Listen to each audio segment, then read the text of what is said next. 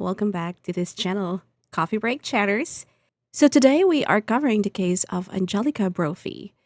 So, have you ever had one of those days that seemed completely normal? Mga kapatid, yung parang wala bang mangyayari, you wake up, same thing, right? It's just gonna be a normal day. Until suddenly everything changed. Okay, so for one Southern California family, Monday, July 6, 2026, it started just like any other weekday. Angelica Brophy, she is a 44-year-old Filipino-American emergency ER room nurse, began her day with one of the most ordinary routines as a parent can have. Okay, so she dropped off her daughter at summer camp. Nothing about that morning appeared unusual. No reports of an argument, no emergency, no indication that anything was wrong, at least so far, as far as we know, of course. So then, after dropping off her daughter, Angelica continued with her day. So, at some point in the afternoon, she drove from Oceanside to Harrah's Resort, Southern California, in Valley Center. That's actually in Funner, um, right next to Pala. So, from Oceanside to Funner, Valley Center slash Valley Center, probably I would say around an hour drive, an hour 15 drive. It just depends on how many people are going to the casino at the time. Um, pagka sasabihin mong 1 hour, I mean, I drive long distance. Pagka 1 hour, it's not really that much, but it is quite far. Okay. So authorities have confirmed that she was seen there on surveillance cameras. Okay. Exactly why she went to the casino has not been publicly disclosed. As of today, police have not released any information about how long she stayed at the casino, whether she met anyone there, or what she did inside. Okay, of course, it's a casino. We know, I mean, I've seen so many Filipinos, that's including me. I've seen so many Filipinos going there to gamble and going there to just have kind of like a weekend getaway. We've done that so many times. We do that so many times. We actually frequent Harris Casino as well. We go there all the time.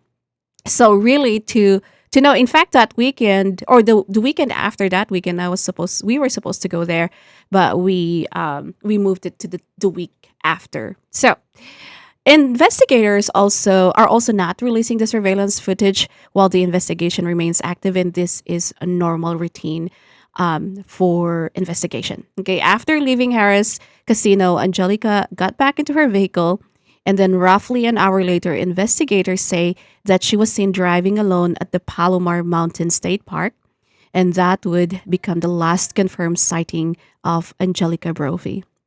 So, if you are unfamiliar with the Palomar Mountain, it is located in the northeastern San Diego County, and that area is known for its pine trees, tall pine trees, towering pine trees, hiking trails, campgrounds, and of course, the famous Palomar Observatory. So it is a peaceful place, I would say. It's beautiful. It's a little bit remote, and many people visit that mountain to hike, enjoy the nature, or simply get away from city life.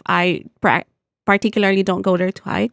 It's just to get away from the city life itself. Okay. But Angelica had reportedly visited the area before, so investigators have not suggested that driving there was unusual for her. Okay, what became unusual was that what happened afterward, because she never returned. Okay, so later that afternoon, Angelica was supposed to pick her daughter up from summer camp, and she never arrived. So for any parent, missing a scheduled pickup without any communication is really concerning. Okay, for family members, her family members tried reaching her, no answer. Police also attempted to contact her cell phone, and it either had no battery or that it had already been turned off. And hours passed, still nothing. And by that evening, Angelica's husband, Brent Brophy, contacted the Oceanside Police Department and reported her missing. So at that point, what first appeared to be a late pickup quickly became a missing person investigation. And during the first several days, investigators worked to retrace Angelica's movements, where she had gone after leaving the casino. Did anyone meet with her? Was anyone following her? Did she leave the mountains? Those were some of the questions detectives began trying to answer. So police reached out to Harrah's resort for surveillance footage and information that might help reconstruct her timeline. And at the same time, investigators attempted to locate her cell phone as well, and unfortunately, they were unsuccessful. Authorities later confirmed that the phone could not be reached because it was either powered off or that the battery had died. So without an active cell phone signal, tracking someone's movement becomes really, really difficult. So 3 days after, nahanapan nila yung sasakyan niya sa Palomar Mountain State Park. And the discovery immediately, of course, shifted the entire investigation. So instead na they were looking for multiple possible locations across San Diego County, law enforcement now concentrated their resources around the mountain. So kinuha nila yung vehicle, they impounded the vehicle as evidence, but the police have not released details about what was found inside of the vehicle. So, hindi rin sila nag-disclose kung ano man yung signs of if there are any signs of mechanical problems or kung meron mang struggle or anything na suspicious inside of the car. Okay, so those details, again, as part of the investigation, will have to be, right now, will not be shared with the public. So, one thing investigators have been very careful about is what they are not saying. So, as of today, Oceanside police have repeatedly stated that they have not found any evidence indicating foul play. And yun yung statement na very important. But it does not mean, though, it does not mean that foul play has been rolled out. So it simply means na yung investigators have not publicly identified evidence pointing in that direction. Okay? So likewise, it also does not mean that they believe Angelica left voluntarily. So at this stage, detectives continue treating the case as an active missing person investigation while pursuing every possible lead on the case. As the investigation entered yung second week, the search effort grew much larger. So we can see multiple agencies joining together. Meron yung mga sinasabi nating search and rescue teams. I believe her brother also flew from Canada to be here in California to help out as well. There are canine units. There are also drone operators that I've seen in several news. Dive teams, there is apparently a lake or a pond in that area. And they also did some diving operations to take a look at that pond or that lake, okay? We have, of course, California State Parks personnel also assisting, and of course, the San Diego County Sheriff's specialized rescue teams and officers from the Oceanside Police Department. We also have volunteers answering the family's call for help. So people who knew the mountain well joined the effort, hoping their knowledge of the terrain could make a little bit of a difference for the family and for the police department. So together, they searched hiking trails, wooded areas, yung mga ravines, and remote sections of the Palomar Mountain. Despite these extensive efforts, though, there was still no signs of Angelica. There are no confirmed sightings and no publicly announced breakthroughs. So just an enormous search area and family, of course, waiting for answers. As days passed, what began as missing person report became a story that captured the attention of Southern California and the rest of the Filipino-American community. And the question everyone was asking remained the same. What happened to Angelica Brophy after she arrived at the Palomar Mountain? And that question still has no answer. Habang nagpapatuloy ang search, hinati-hati yung mga volunteers at rescuers sa iba't ibang bahagi ng bundok. So may mga grupong umakyat papuntang Palomar Observatory, tapos may mga sumuyod din sa Observatory Trail. May mga team din, according to the news, na nag-search malapit sa Pauma Reservation at iba pang hiking trails. Every possible route that Angelica could have taken was considered. But matapos ng ilang oras ng paglalakad at pagsasearch, wala pa ring nakita. Walang clothing, no personal belongings, no confirmed signs that Angelica had passed through those areas. Sa mga ganitong klase ng investigation, minsan talagang frustrating yung wala kang makikitang results. Pero para sa mga search and rescue professionals, hindi ibig sabihin noon na wala ng pag-asa. Isang private investigator named Bill Garcia na hindi naman direktang involved sa kaso pero may karanasan sa mga missing person investigators, explained why repeated searches are often necessary. Ayon sa kanya, napakalawak ng Palomar Mountain. Hindi mo kayang makita or masuyod ang bawat sulok sa loob lang ng isang araw.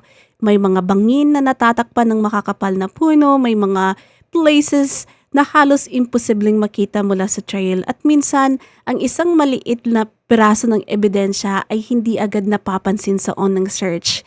And that's why investigators keep going back. Hindi dahil may nagawa silang mali, kundi dahil bawat balik nila sa area, there is a possibility na may na-miss sila or na may napansin silang na-overlook noon. Habang nagpapatuloy ang pag-search, may isa pang mahalagang decision yung Oceanside Police and they chose not to release surveillance footage from Harrah's casino. Marami ang nagtatanong kung bakit. Bakit hindi na lang ipakita sa publiko? Could someone recognize a person she may have spoken to? Could someone remember seeing something unusual inside of the casino or outside of the casino? Pero sa active investigations, talagang normal na may impormasyon na hindi mo na inilalabas. Investigators often hold back evidence to protect the integrity of the case. Kung may future witness na lalapit, gusto nilang malaman kung tutugma ba ang kwento nito sa impormasyong hawak lamang ng mga investigators. Ganito rin ang dahilan kung bakit hindi pa nila inilalabas yung detalye tungkol sa cellphone ni Angelica. Police have only confirmed that the phone could not be reached. Beyond that, wala silang sinabi. Hindi rin nila isinare sa publiko kung ano yung nakita nila sa loob ng sasakyan matapos itong ma-impound. So sa ngayon, lahat ng impormasyong ito ay bahagi pa rin ng active investigation. Kahit habang hinihintay ang mga resulta ng investigasyon, ang pamilya naman ay patuloy na nananawagan sa publiko. Hindi sila humihingi ng conclusions, hindi sila humihingi ng theories. Ang hinihingi nila ngayon ay impormasyon. Kaya kung may dumaan sa Palomar Mountain noong July 6, kung may nakakita ng isang sasakyan na nakahinto sa hindi karaniwang lugar, may mga napansing tao na tila naliligaw, nangangailangan ng tulong, or something that is just kinda out of place. Kasi minsan, ang isindaliyang akala mo ay walang halaga, yun pala ang nawawalang piraso or piece of the puzzle na sabi nga nila. Habang lumilipas ang mga araw, mas lalo talagang lumalawak yung suporta mula sa community. Hindi lamang Filipino-Americans ang sumasabay sa kaso, pati rin yung mga nurses of course, mga healthcare workers, yung mga dating pasyente, mga ordinaryong residente ng Southern California, especially Oceanside. Marami ang hindi personal nakakilala si Angelica. Pero alam nila ang pakiramdam ng may isang taong bigla na lamang nawala. At alam nila yung sakit na dinaranas ngayon ng kanyang pamilya. Sa social media, daan-daang tao yung nagsishare ng kanyang missing person poster. Hindi para gumawa ng ingay, kundi sa pag-asang may isang taong makakita at makapagbigay ng mahalagang impormasyon. Habang papalapit yung ikalawang linggo mula nang mawala si Angelica, isang bagay lang talaga ang malinaw. Hindi mo mabagal ang paghahanap and sa katunayan, mas lalo pa itong lumalakas. Law enforcement continued following up on leads.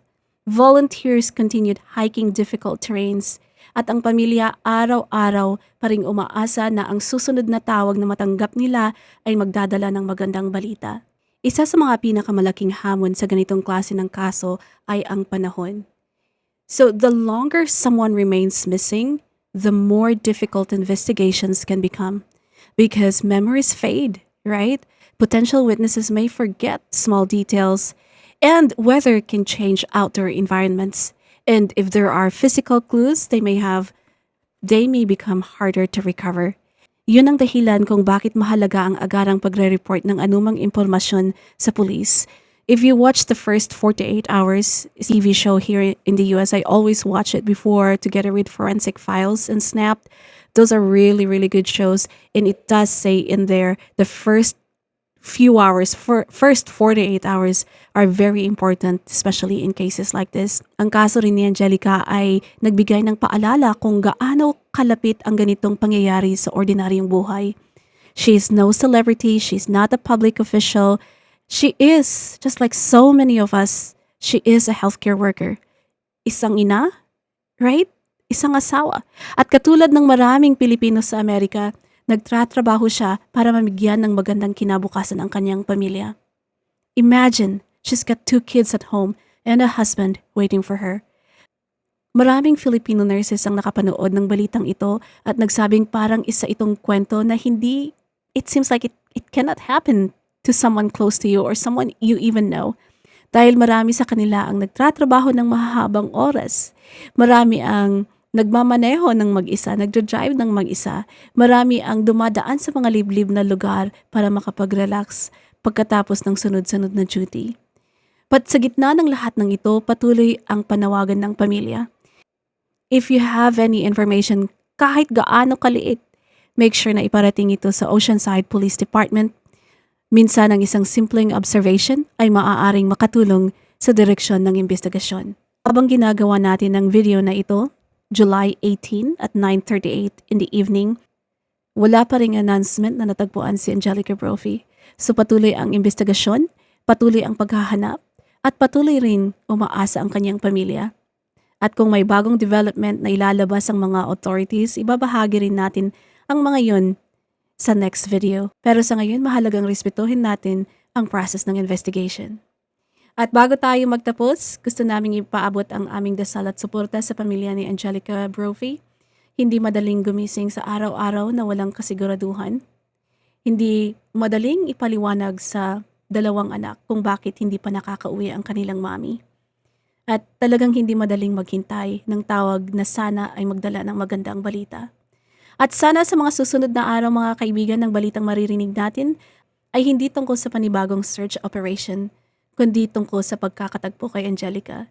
At kung may mangyari mang bagong development sa kasong ito, sisiguraduhin kong maibahagi ito sa inyo, especially yung mga verified updates. Maraming salamat sa inyong panonood and hope to see you on the next video. Thank you so much and have a great evening.